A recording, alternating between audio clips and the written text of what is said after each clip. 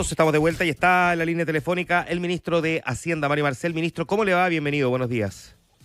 Buenos días, Juan Manuel. Buenos días, Connie. Hola, ministro, Buenos ¿cómo días está? a los auditores y auditores de Radio Infinita. Ministro, yo sé que es viernes y estamos como a las puertas del relajo del fin de semana, así que no lo quiero poner tenso, pero déjeme partir preguntándole. Usted hace 2 días decía, nunca hemos estado tan... Pero me genera preocupación. Sí, el pero, sí, siempre. Podría haber sido, sin embargo, que es un pero más elegante.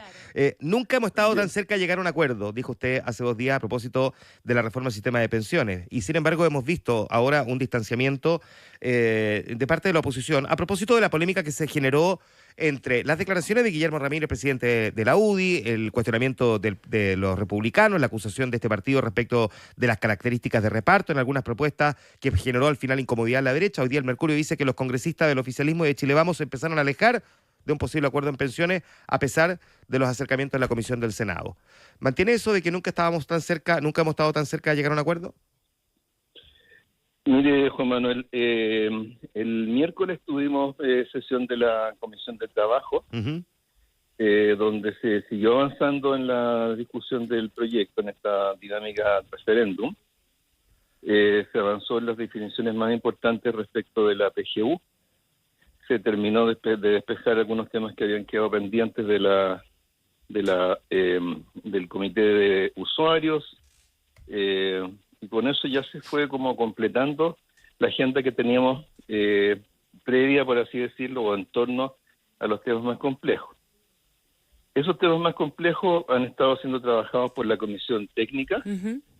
Y en estos días tuvimos una carta, una declaración en los medios por parte de las 3 representantes de la oposición en esa Comisión Técnica, apoyando el tema de la equiparación de las pensiones de hombres y mujeres, corrigiendo por los diferenciales de expectativa de vida, que es un elemento bien central en este proceso, y ellas respaldan plenamente la fórmula de un seguro que cubre, por así decirlo, las diferencias que se producen en las expectativas de vida por razones que las personas no pueden obviamente controlar. ¿Ya? Por otro lado, la misma Comisión Técnica ha seguido avanzando en la discusión de los otros temas, particularmente el esquema transitorio para poder mejorar las pensiones a los actuales jubilados, y vamos a tener en los próximos días el informe de esa Comisión Técnica.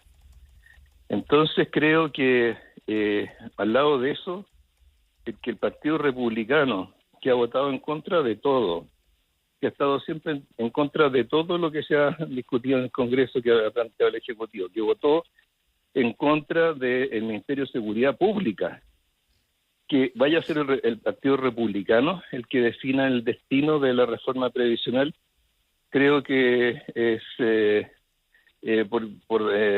por así decirlo, me parece una cuestión que sería absurda. ¿Ministro? Lo que se ha avanzado es muy significativo y el Partido Republicano nunca va a concurrir a ningún acuerdo de esta naturaleza. El punto, ministro, probablemente, y es mucho más político, y es muy político, y usted de política sabe bastante, es cómo resiste la UDI ese embate. Porque ayer veíamos una carta del presidente del Partido Republicano, Arturo Esquella, criticando incluso las convicciones de esos sectores que él llama de una suerte de derecha cobarde, así abiertamente. Entonces, ¿de qué manera la UDI, particularmente la UDI, Chile Vamos, pero específicamente la UDI, resiste ese embate, que es un embate totalmente político y que está mirando a la campaña presidencial y no a la discusión de las pensiones? Bueno, yo creo que si uno sigue los resultados de las últimas elecciones, en esas elecciones la ciudadanía claramente ha reconocido a quienes son más dialogantes, a quienes contribuyen a resolver los problemas del país, a quienes les preocupa la gente más que la ideología, y yo creo que ese es la conexión con las próximas elecciones. No es quien está en la posición más extrema o más dogmática o quien torpedea más las iniciativas de reforma. Yo creo que tanto las encuestas, los estudios, el informe del PNUD, todos apuntan en la misma dirección. Entonces no es quienes hemos estado trabajando por sacar adelante una reforma, incluido quienes desde la oposición también lo han estado haciendo. No somos, no es ese segmento, no es ese grupo el que está en contra de la ciudadanía o que corre peligro para unas elecciones, es quienes están exactamente en la posición opuesta.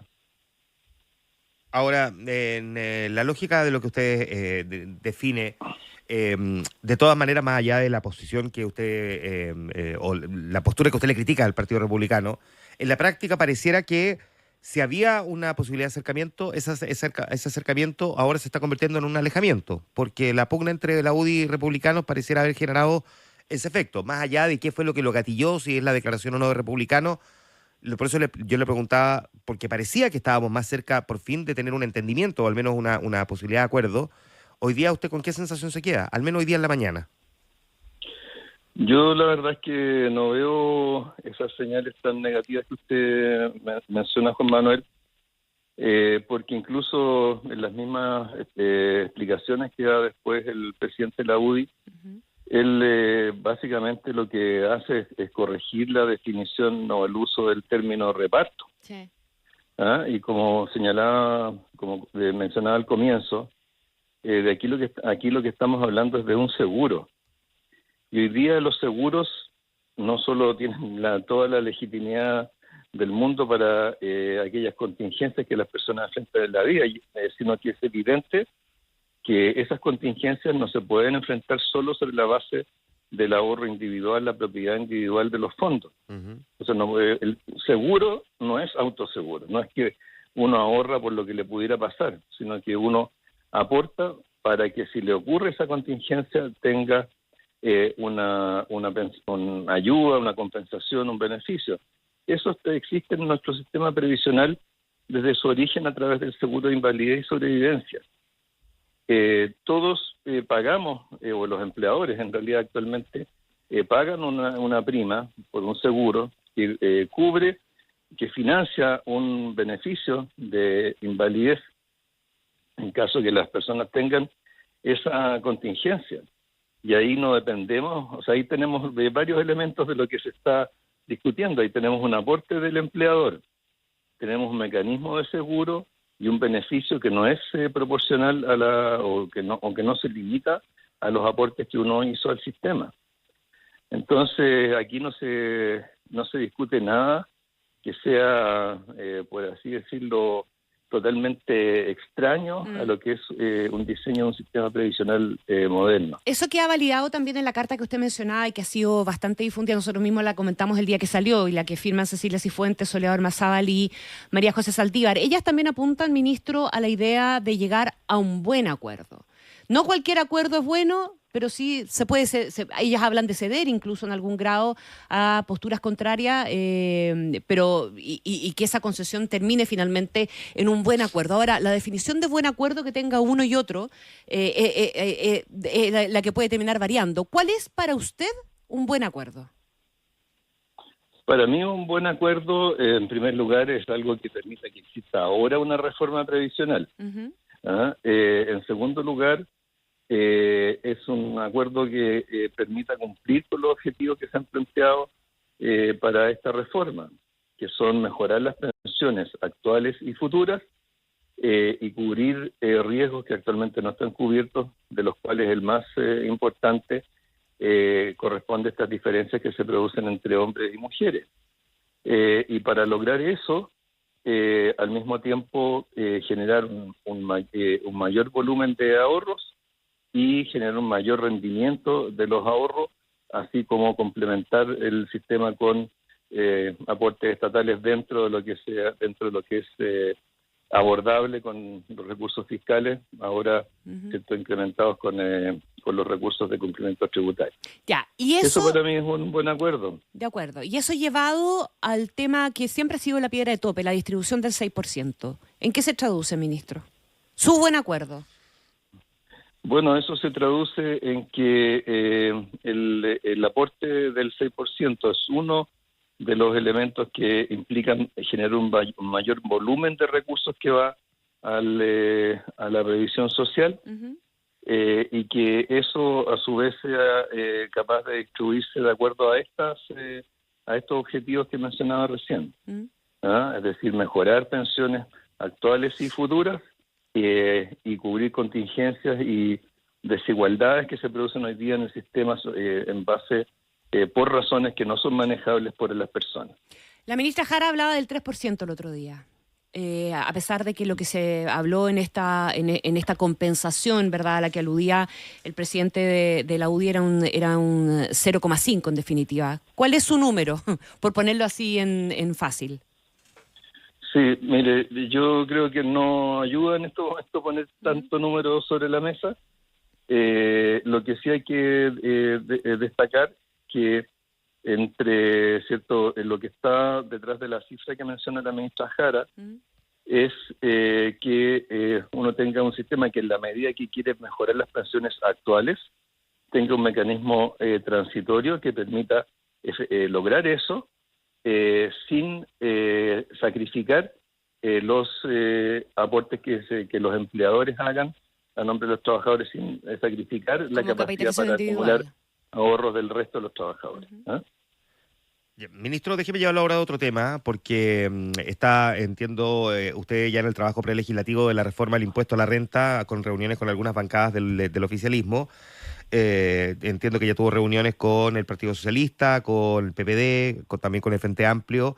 ¿Qué es lo que espera usted de esta ronda de conversaciones con los parlamentarios, con estas bancadas, y particularmente las del oficialismo? Sí, bueno, no solamente en nuestra programación no incluye solo reuniones con el oficialismo, no, obvio, también con la oposición, también con los empresarios, con la CPC, con el conjunto de organizaciones de PYME con las cuales hemos estado trabajando. Ajá. Y lo que esperamos es básicamente tener una definición sobre si es posible tener hoy día una reforma del impuesto a la renta que sea pro crecimiento y que sea pro equidad y sin aumentar la recaudación neta. Parece obviamente difícil. Sí, suena complejo. Claro, porque normalmente se ha entendido, mucha gente entiende que para crecer, para invertir, entonces hay que disminuir la carga tributaria a los que ahorran, que son los más ricos, en fin. Pero hoy en día tenemos un sistema tributario que sabemos que está por encima de los países de la OCDE en cuanto a la carga tributaria de las empresas y por debajo de los países de la OCDE en cuanto a la carga tributaria de las personas de altos ingresos y particularmente quienes obtienen ingresos provenientes del capital, o por así decirlo, los propietarios de las empresas. Entonces, existe un espacio que no es muy grande para poder lograr esos dos, para poder conjugar esos dos elementos.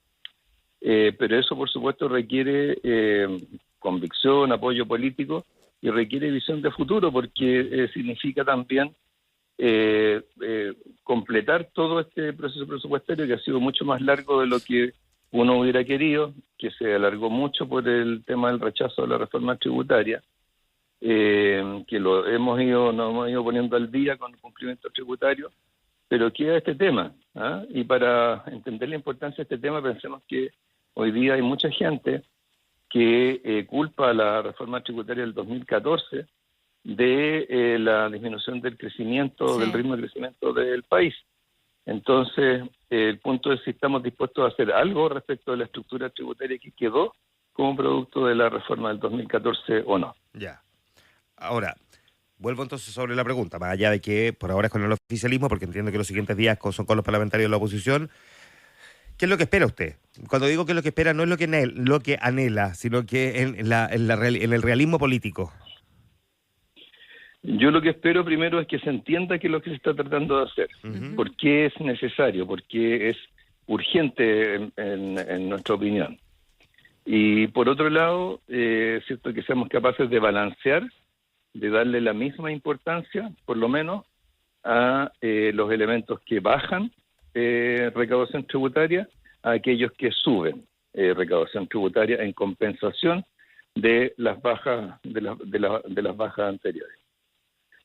Eso es lo que es fundamental entender, que hoy día vemos muchas notas que solo se concentran en qué es lo que sube, pero no en qué es lo que baja. Y hoy día yo diría que cuando lo que estamos necesitando como país es más inversión, más creación de empleo, no podemos lograr eso si es que mantenemos una carga tributaria sobre las empresas de la magnitud que tenemos hoy día. Entonces, eso es algo importante. Del mismo modo, en el caso de las pymes, tenemos que mejorar el sistema que tenemos para que tengamos más incentivos a la formalización, para que sea un sistema que ayude al contribuyente a evolucionar y a crecer, y para que cuando las empresas son exitosas y les va bien, a las pequeñas empresas se transforman en medianas, puedan seguir creciendo y no tengan un castigo por el hecho de crecer. Todo eso es lo que estamos tratando de hacer en esta reforma tributaria. Ministro, estamos conversando con el ministro de Hacienda, Mario Marcel. Usted fue de los primeros en instalar con fuerza el tema de la permisología y de la necesidad de hacer mejoras en esa dimensión. En estos días hemos estado discutiendo mucho a propósito del caso Dominga y de la determinación de la justicia en torno a este caso. El gobierno ha propuesto la creación de un consejo un consejo de reclamación ambiental, según recuerdo se llama, con integrantes nombrados vía alta dirección pública, que termine sacando del sistema de calificación ambiental al comité de ministros, que es justamente al que apuntó el fallo refería a Dominga. ¿Cree usted que eso, que el desafío que se impone producto de ese fallo, verdad?, que es que no participen aquellos ministros que han emitido juicios anteriores para este pronunciamiento que tiene que venir respecto a Dominga, puede ser una buena oportunidad para mandar una señal de parte del gobierno, y que eso pasaría porque la ministra de Medio Ambiente no participe de esa decisión? A ver, las reformas que están propuestas son reformas que son importantes a nivel de procesos, a nivel de institucionalidad, y tanto de institucionalidad a nivel nacional como a nivel regional. Pero mientras esa reforma no se apruebe, hay que seguir operando con la institucionalidad que existe. Entonces, el caso de este proyecto de inversión, inevitablemente se tiene que tratar con la institucionalidad que existe. De acuerdo, pero la ministra de Medio Ambiente podría perfectamente no participar en esa decisión inhabilitándose, ¿o no? Yo se lo planteo como una señal. O sea, lo que diría es que lo que hay que hacer es responder o tomar en cuenta lo que resulta del fallo del Tribunal Ambiental, o seguir los procedimientos judiciales que están disponibles. No es un tema de voluntariedad. O sea, las instituciones no funcionan solo sobre la base de la voluntad que tenga cada uno, sino que uno tiene que apegarse a las normas que existen, y las normas que existen son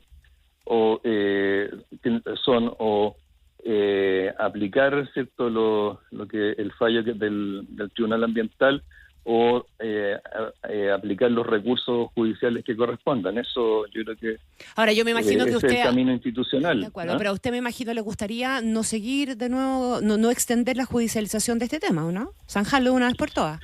Bueno, la judicialización es uno de los problemas que tiene el marco regulatorio que tenemos hoy día. O sea, siempre va a tener que haber alguna instancia jurisdiccional, pero lo ideal es que los problemas de los proyectos de inversión se puedan ir resolviendo en todo el proceso de evaluación de impacto ambiental. Mire, yo, para hacer un contraste, ayer estuve visitando el proyecto Horizonte de la empresa Colbún cerca de Taltal, que es un proyecto que es el parque eólico más grande de Chile, que está acompañado de 2 proyectos de otras empresas en el mismo sector, que cuando todo eso esté funcionando a plenitud, cosa que va a ocurrir el próximo año, ahí se va a generar prácticamente el 10% de la energía del país de fuentes renovables, y es un proyecto que se desarrolló con bastante rapidez, y que incluso cuando surgieron dificultades en todo lo que era el transporte de los aerogeneradores, las partes de los aerogeneradores, también descubrimos que había cuestiones regulatorias administrativas que fuimos capaces de resolver. Lo que pasa es que, ministro, que una cosa Sí. avance no elimina la polémica respecto de la otra. Claro. La otra existe, está ahí, son 14 años y con controversias que salpican a Y tribunales, a muestra que sí hay ministros. algo de voluntad también. Claro, o sea, probablemente lo que hace es que más bien viene a confirmar eso mismo, que es lo que probablemente muchos están criticando. O sea, mire, desgraciadamente cuando muchas veces ocurre en cuestiones de inversiones, de política pública, que la historia, el derrotero que van siguiendo los proyectos, los marca mucho en su desarrollo posterior.